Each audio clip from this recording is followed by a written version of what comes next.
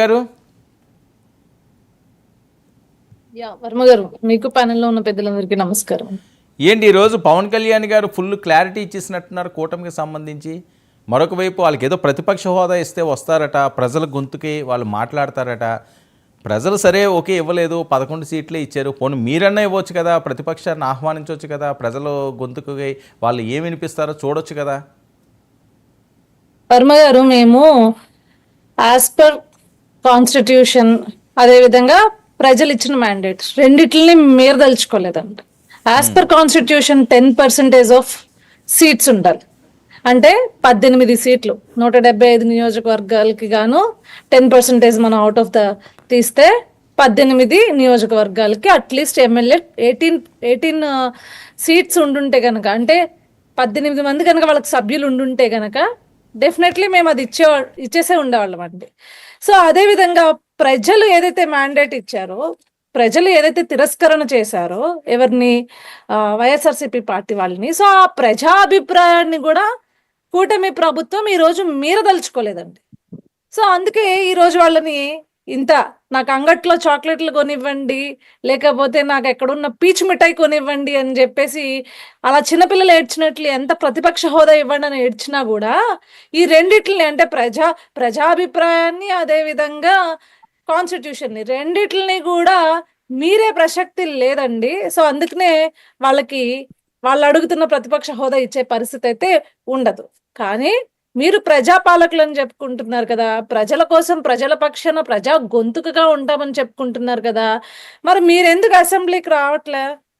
At least మీకు ఇచ్చే 2 minutes 3 minutes 4 minutes 11 minutes, at least ఆ 11 మినిట్స్ ఏదైనా సరే మీరు వస్తే కదా తెలిసేది ఎన్ని మినిట్స్ ఇస్తారు మీకు అనేది.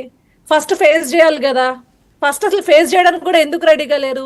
గవర్నర్ ప్రసంగాన్నే తట్టుకోలేనంత సఫకేషన్ మీకు ఎందుకు వస్తుంది అంటే, జగన్మోహన్ రెడ్డి గారు ఏమంటారు, బండ్లు ఓడలు అవుతాయి అంటారు కదండి, అది తట్టుకోలేకపోతున్నారు. అట్లాగా ఇదే ప్లేస్ లో కదా నేను కూర్చున్నా, ఇదే ప్లేస్ లో కదా నేను హ్యూమిలియేట్ చేసా వాళ్ళని, ఇదే ప్లేస్ లో కదా నేను నా నా నా ఏమంటారంటే ఒక దుర్యోధన సభ నడిపించాను. నేను ఇక్కడ కీచకుల్లా ప్రవర్తించాం. ఈ ప్లేస్ లో ఇప్పుడు మన పైన వాళ్ళు హ్యూమిలియేట్ చేస్తే మనం తీసుకోలేమే అని చెప్పేసి. ఏంటి కాదు, ఇంకో విషయం, ఇంత ఇబ్బందికర పరిస్థితుల్లో రాష్ట్రం ఉందట, విద్యార్థులందరూ కూడా చాలా కష్టాలు పడుతున్నారట, బిక్కుమంట ఉంటున్నారంట. ఇలాంటి టైంలో లోకేష్ గారు ఏమోని ఎక్కడికో దుబాయ్ వెళ్ళి క్రికెట్ మ్యాచ్లు చూసి జల్సాలు చేసి వస్తున్నారని చెప్పి వాళ్ళ కామెంట్స్. కాదు సార్, మరి ఏది బయటికి రాలేదే?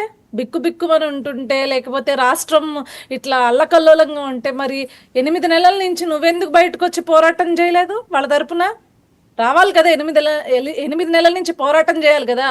ఇంకొకటి ఏంటండి, లోకేష్ గారు దుబాయ్ వెళ్ళి ఏది గ్రూప్ 2 వివాదం అనుకుంటా, గ్రూప్ 2 వివాదమే కనుక నిజంగా ఉండుంటే 92% అటెండెన్స్ ఉంటుందా అండి? 92% మంది ఈరోజు విద్యార్థులు అటెండ్ అయ్యి ఎగ్జామ్ రాయడం జరిగింది గ్రూప్ 2కి సంబంధించి. నిజంగా రాసుండే వాళ్ళ మీరు అన్నంత రాష్ట్రంలో విద్యార్థుల నిరసనే చూద్దాం. మీకు చాలా ఇష్టమైన వాళ్ళు బయటలు కూడా నేను తర్వాత వినిపిస్తాను, వీళ్ళందరూ మాట్లాడిన తర్వాత. అప్పుడు దానికి వాళ్ళకి సమాధానం మీరు చెప్తారు. కానీ కీర్తన గారు, వర్మ గారు నమస్తే. నమస్తే. ఏంటి పవన్ కళ్యాణ్ గారు కుండ బద్దలు కొట్టేసినట్టున్నారు? ఆయనకి